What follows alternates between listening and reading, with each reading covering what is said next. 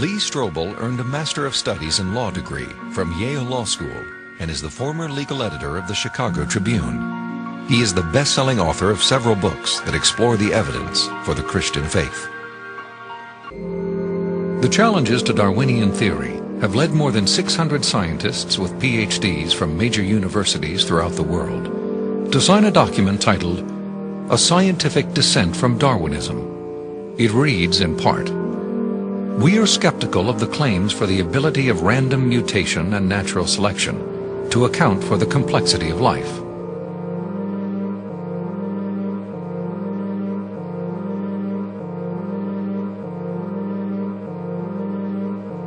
These are scientists with PhDs from Stanford and Berkeley and University of Chicago and Cambridge, major universities, who've looked hard and fast at the evidence and walked away saying, I am not convinced.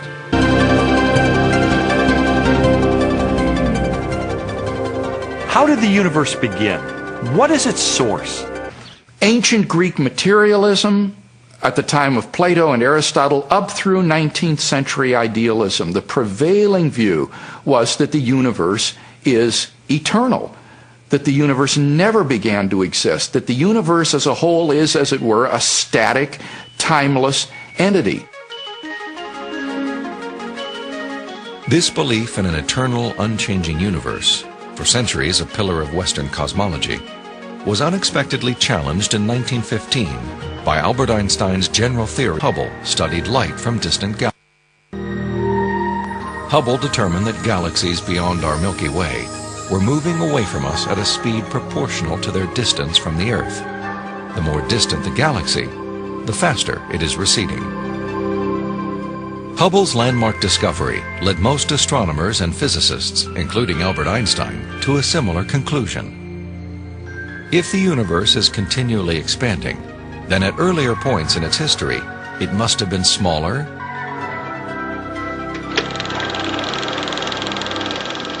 I think a good way to visualize this is to imagine that the history of the universe has somehow been photographed and made into a movie that we could play on a projector.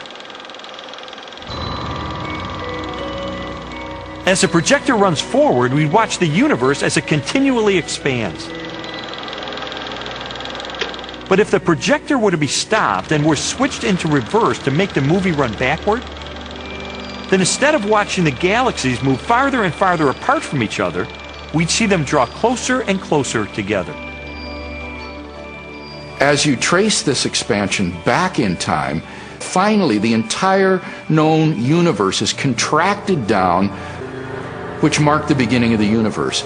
At this point, which cosmologists call the singularity, all matter and energy, physical space and time themselves came into being.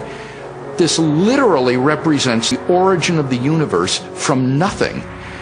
So the startling implication of Hubble's discovery, the temporal finitude of the universe, that the universe had an absolute beginning at some point in the finite past.